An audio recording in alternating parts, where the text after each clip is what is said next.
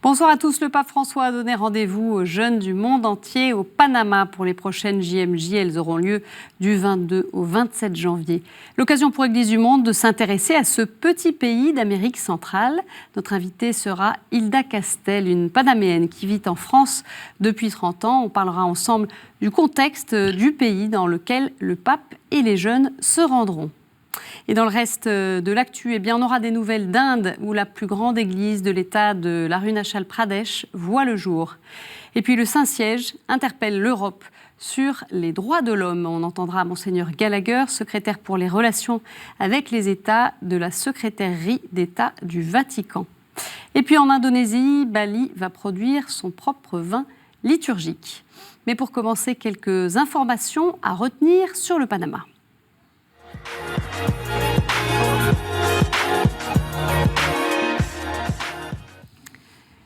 La République du Panama, ancienne colonie espagnole, est située à l'extrême sud de l'Amérique centrale. Il partage ses frontières avec le Costa Rica et la Colombie et il est bordé au sud par l'océan Pacifique et au nord par l'océan Atlantique.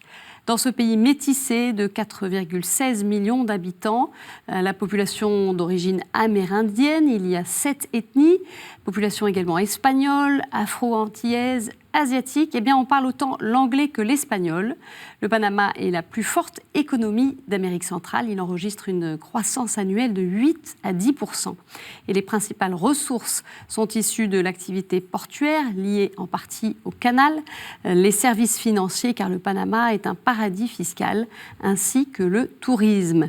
Mais malgré cet important développement économique, on estime que 40% de la population vit sous le seuil de pauvreté.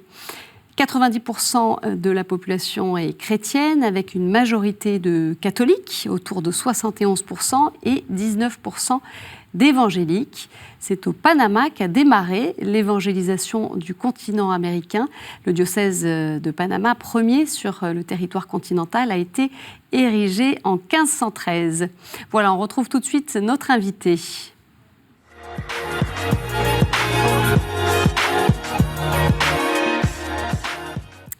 Hilda Castel, bonsoir. Bonsoir. Merci beaucoup de nous avoir rejoints le temps de cette émission. Alors, vous êtes panaméenne, mais vous vivez en France depuis 30 ans maintenant.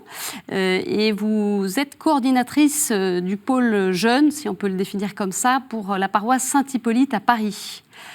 Merci de nous retrouver. On va parler avec vous de votre pays, de ce pays qu'on connaît mal, nous, vu de France, petit pays d'Amérique centrale. Et peut-être aussi un premier mot pour commencer sur l'histoire de son église qui est ancienne, la plus ancienne du continent. On ne le sait peut-être pas. C'est une histoire qui marque ce pays. Est-ce que le Panama est porteur de cette histoire ? Oui, et la preuve, c'est que les JMJ sont lancés sur je dirais, confié à la Vierge Marie, donc Santa Maria l'Antigua del Darién, qui a été le premier diocèse sur le continent américain. Et donc, voilà. Tout un symbole, alors. Tout un symbole pour notre pays. Que le pape ait choisi aussi ce pays-là comme prochain pays d'accueil. Alors, on reviendra à la situation des chrétiens et des catholiques en particulier, mais on va peut-être aussi, avec vous, essayer de mieux comprendre ce pays, sa situation actuelle. On a parlé du Panama il y a quelques années, 2015, 2016, et c'était pour quelque chose de pas tout à fait glorieux. C'était le scandale des Panama Papers. Je rappelle brièvement de quoi il s'agit. Une fuite qui avait révélé comment une société d'avocats panaméens avait créé des sociétés offshore dans le monde, et notamment parfois pour faciliter la fraude fiscale ou des commerces illicites. Alors ça, c'était il y a quelques années. Voilà, dites-nous un peu à quoi ressemble ce pays, ce Panama, tout petit, 4 millions d'habitants, je le disais, où on a quelques images qui nous laissent penser que c'est un pays très moderne. On regarde Panama City avec ses buildings, ça fait penser à des villes américaines. Il y a cet aspect-là, un pays tourné vers le monde moderne, tourné vers les États-Unis. Et puis il y a aussi un Panama qui est peut-être aussi plus pauvre et plus rural. Oui, alors le Panama est connu pour son centre financier international, donc ces pays tournés sur la banque.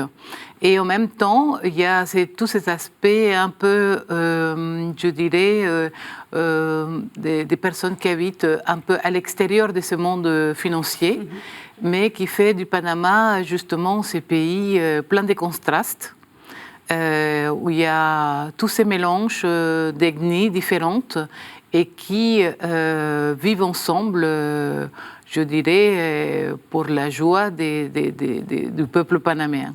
En fait. Un peuple assez pacifié, assez calme. On n'a pas aussi eu écho, en tout cas ces dernières années, de mouvements sociaux, de situations compliquées politiquement. C'est relativement stable en ce moment. C'est stable comme pays, politiquement déjà. C'est vrai qu'au niveau social, les gens ne sont pas très revendicatifs, je dirais, comme on peut l'être en France.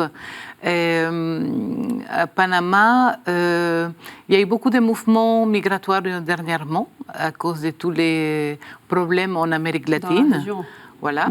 Donc, ça a modifié un petit peu, je dirais, la vie des Panaméens. Parce que, justement, au niveau de l'emploi, au niveau des mélanges aussi, donc ça a changé un peu, je dirais, l'aspect social de la vie au Panama. D'accord. Dans un sens ou dans l'autre, est-ce que ça a compliqué les choses? Dans un sens, dans l'autre aussi, parce que ça a créé quand même pas mal de violences, des situations que le Panama ne connaissait pas avant, justement dû à toutes ces populations qui sont arrivées. Mais l'Église, elle a été mobilisée pour l'Église a été mobilisée, voilà. Et elle a été mobilisée. Il y a eu beaucoup de la part de l'Église. Elle s'est beaucoup impliquée. Le Panama est connu comme un pays assez hospitalier, assez accueillant. Donc tous ces migrants ont été bien accueillis. Après, bon, mais voilà, on ne peut pas contrôler, je dirais, entre guillemets, tout ce qui se passe. Donc, oui, ça a changé un petit peu la vie des gens au Panama. Ça, c'est sûr. Des Panaméens. Je le disais aussi, il y a quand même une forte pauvreté. 40% de la population qui vit sous le seuil de pauvreté, c'est beaucoup. C'est beaucoup, mais c'est vrai qu'on remarque ça plus dans chez les indigènes, en fait, je dirais. C'est eux qui sont les plus touchés. Oui, voilà, exactement. Le Panama, c'est un pays qui, à part tous ces côtés grandes villes américaines, vit comme un autre pays de l'Amérique latine, je dirais. Où il y a toutes sortes de situations. Les richesses, c'est vrai, sont réparties pas forcément de la même manière, mais il y a une économie au Panama aussi où les personnes trouvent toujours de l'emploi, ils sont toujours, je dirais, ils trouvent le moyen de survivre. Voilà. Alors on va voir ce qui se passe aussi dans les périphéries et notamment dans les banlieues de Panama City où la pauvreté côtoie la violence. Alors l'Église, elle est au service des familles pour les aider dans leur quotidien. On écoute le témoignage du père Eusebio Munoz en charge de la paroisse Cristo Redentor Nuestra Señora del Rosario et d'une quinzaine de chapelles du secteur. Cuando llego al Rosario había funerales diarios. Y a veces hasta 3 funerales por día. Acá eran muchachos que no pasaban de los 24 años. Y cuando moría alguien mayor era como una rareza que muriera alguien. Entonces centré el trabajo en las comunidades eclesiales de base, en la familia. La catequesis familiar para los niños, la catequesis familiar para los de confirmación.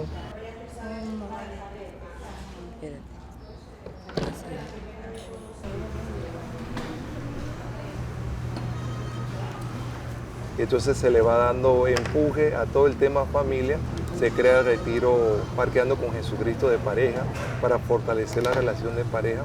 Y la gente va comprometiéndose y va quedando animada y se va bajando los niveles de violencia que había en esos sectores populosos. Y lo más hermoso, nos descubrimos el gran valor en los agentes pastorales, en su entrega, en su sentido de pertenencia, igual que aquí en Cristo Redentor. Voilà un extrait du documentaire San Miguelito, une paroisse vivante de Panama, un documentaire inédit coproduit par KTO et la 8 Productions que vous pourrez découvrir sur notre antenne. Ce sera en janvier, au moment des JMJ de Panama. Alors dites-nous, Hilda Castel, ce que l'on vient de voir là, est-ce que c'est à l'image de ce que l'on peut voir dans beaucoup de paroisses au Panama, c'est-à-dire une église très ancrée dans le quotidien des familles, des personnes, avec des activités concrètes proposées pour aider ces familles-là dans des situations qui peuvent être difficiles? Oui, je pense qu'une des valeurs humaines des Panaméens, c'est la place de la famille. Et justement, les paroisses dans des quartiers comme celui-là font que l'Église est très présente. Les laïcs s'impliquent énormément et il y a beaucoup de propositions de l'Église pour les familles qui vivent autour des paroisses. Voilà, et ce prêtre qui disait que finalement, le fait de renforcer ces liens familiaux à travers différentes propositions pastorales, eh bien, ça a permis de faire baisser la violence. Oui, oui, c'est vrai que la violence vient du fait aussi que c'est pas forcément dans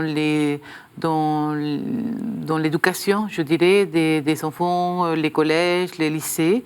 Et donc, ça a été un petit peu, je dirais, mis de côté. Mais justement, l'Église a été tellement présente qu'il a essayé justement de renforcer ces liens familiaux pour éviter la croissance de la violence dans le pays.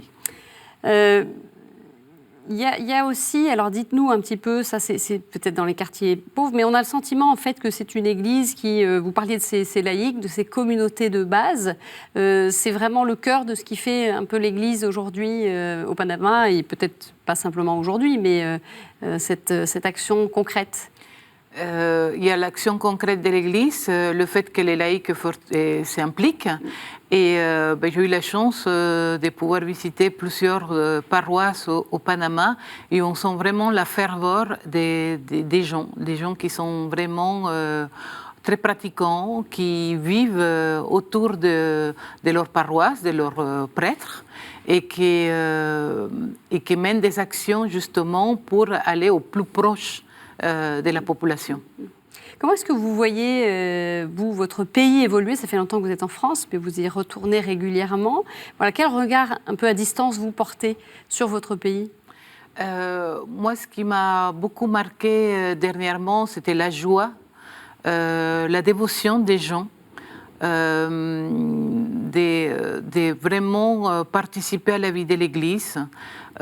C'est des choses qu'on trouve en France, c'est vrai, mais chaque lieu, chaque diocèse, je dirais, a ses propres codes où la joie des laïcs transforme. Je veux dire, j'ai été saisie par la beauté de la liturgie, par la joie des gens, et je trouve que c'est très contagieux, je dirais. Je pense que c'est une des choses qui va beaucoup marquer les JMJ, de voir la joie avec laquelle les personnes vraiment vivent leur foi. Alors, il y a aussi beaucoup de fidèles des églises protestantes et notamment d'évangéliques. Est-ce que ça, c'est un défi aussi pour l'Église catholique, cette croissance qui n'est pas spécifique à votre pays, puisque ça se passe dans toute l'Amérique latine, mais ça, c'est un défi d'interrogation pour les catholiques? Oui, d'une part parce que ce n'était pas quelque chose qui existait au Panama avant, où je dirais que pratiquement 100% de la population était catholique. Et c'est vrai que le pays a vu émerger en même temps qu'il s'est ouvert à l'extérieur tous ces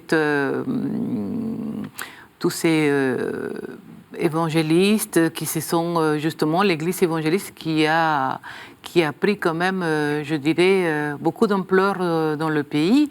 Je pense que c'est la deuxième Église maintenant, après les catholiques. Chez les chrétiens, oui. Oui, chez les chrétiens, à pouvoir dire que voilà que eux aussi font partie, je dirais, de la vie du Panama.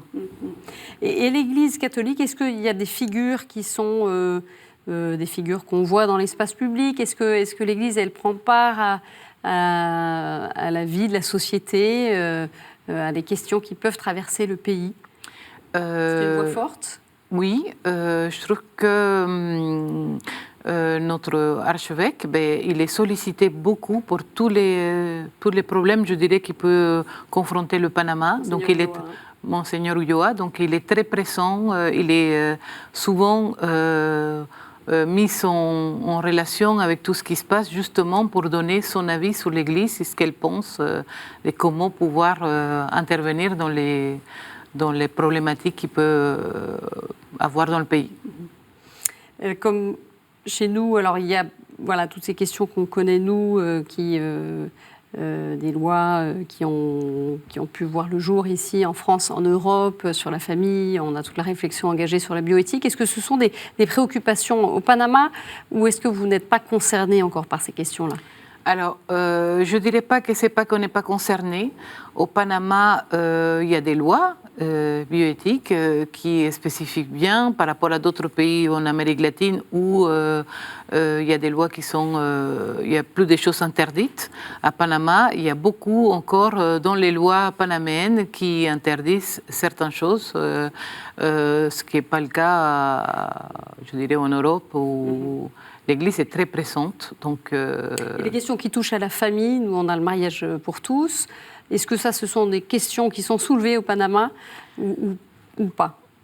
C'est des questions qui ont été soulevées. Il y a eu un comité créé, un comité bioéthique, justement, où, je dirais, on n'est pas aussi ouvert qu'en Europe. Donc, il y a quand même des choses spécifiques dans un cadre où il y a des choses qui sont autorisées uniquement sur certains aspects de l'Église, je dirais. Donc, ce n'est pas encore un débat qui traverse la société panaméenne, les questions qu'on peut connaître, nous, en Europe, non, pas du tout. à ce niveau-là. C'est une société qui reste encore assez imprégnée de ses valeurs. Oui, voilà, aussi, assez traditionnelles dans les et valeurs religieuses. Oui, religieuses. Alors, on va parler aussi de ces jeunes catholiques panaméens qui accueilleront le pape dans quelques semaines. Et pour les découvrir un peu plus, eh bien, on écoute le point de vue de sœur Esther Rodriguez, coordinatrice des JMJ pour le diocèse de Chitre, une ville de 46 000 habitants située à 250 km au sud-ouest de Panama City. Anne-Laure Dartigue a pu la joindre par Skype. Il y a deux réalités. Il y a cette réalité des gens qui sont peut-être de la ville, et un peu partout, qui ont l'influence du monde. Nos jeunes sont ouverts maintenant au monde. Et aussi, ces jeunes qui vivent, par exemple, dans la réalité du Panama profond, qui sont les Panama après le pont des Amériques, les gens les petits diocèses qui sont dans des petites villes ou dans le monde rural, les jeunes de la foi simple, la foi qui se vit dans le jour à jour, dans la quotidianité. Voilà, c'est deux mondes un peu parallèles. On a le sentiment, à écouter sœur Esther, ces jeunes des villes, ces jeunes qui sont dans des endroits plus reculés. Est-ce que l'Église, elle les rassemble, ces jeunes-là, ou est-ce que ce sont deux mondes un peu parallèles? Je dirais que les JMJ vont permettre justement que tous ces jeunes puissent se rencontrer. Ce que dit sœur Esther, on l'a vécu en préparant justement la venue de nos jeunes Français au Panama. Et c'est sûr que l'Église a une place très importante dans les provinces éloignées de la ville.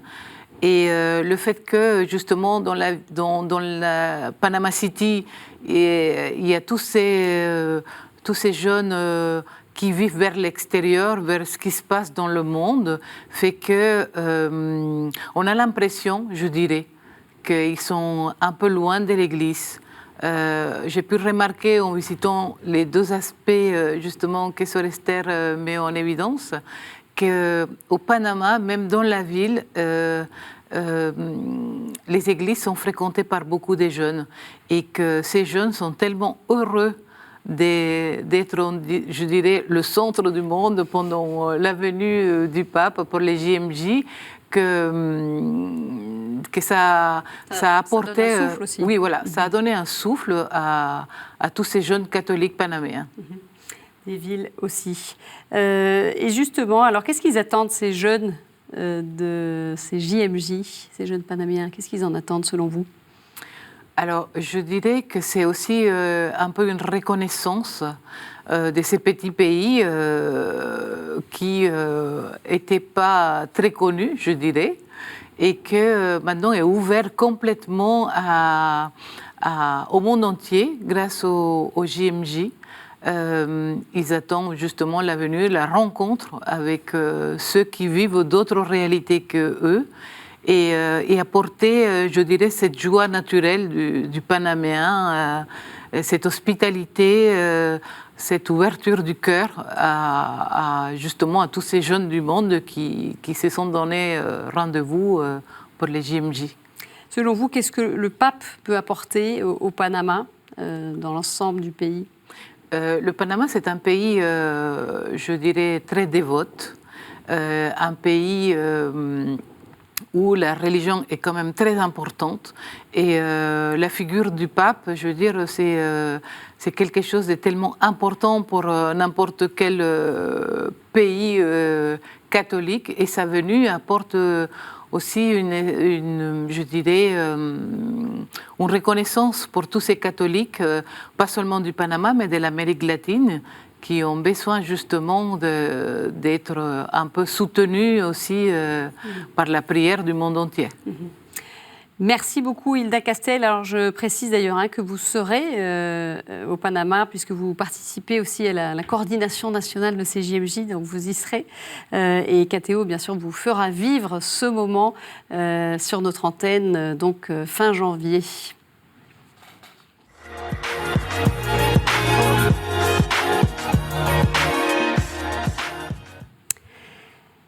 L'actu des églises, cette semaine, eh bien, on tourne nos regards vers l'Inde où la plus grande église de l'État de l'Arunachal Pradesh dans le nord-est du pays a vu le jour.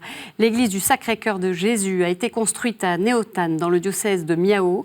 Cet État indien peuplé essentiellement de tribus est bordé par le Bhoutan, la Birmanie et la Chine. L'église y est toute jeune puisque les premiers baptêmes ont été célébrés en 1979 par un prêtre entré secrètement sur ce territoire. Depuis, des villages entiers sont devenus chrétiens, et ce malgré la répression des autorités. La situation s'est assouplie au début des années 90. L'État a autorisé les premiers missionnaires à se rendre en Arunachal Pradesh, permettant ainsi à l'Église de déployer sa mission.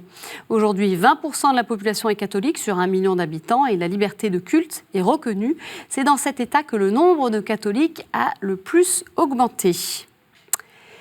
Et puis toujours en Inde, le pape accepte la démission d'un évêque qui serait marié et aurait un fils et également accusé de détournement de fonds. Il s'agit de Monseigneur Prasad Galela, évêque de Kudafa dans l'état de l'Andhra Pradesh situé au sud de l'Inde. Il est âgé de 56 ans. Cette décision intervient après une enquête menée par la justice civile. Aucun successeur n'a été pour le moment désigné. Le Saint-Siège interpelle l'Europe sur les droits de l'homme le 7 décembre devant le Conseil ministériel de l'OSCE, l'Organisation pour la sécurité et coopération en Europe réunie à Milan. Monseigneur Paul Richard Gallagher, secrétaire pour les relations avec les États et de la secrétairie d'État du Vatican, s'est exprimé sur cette question. On écoute un extrait de ses propos. The Universal Declaration of Human Rights opens by acknowledging that the recognition of the inherent dignity and of the equal and inalienable rights of all members of the human family is the foundation of freedom, justice, and peace in the world.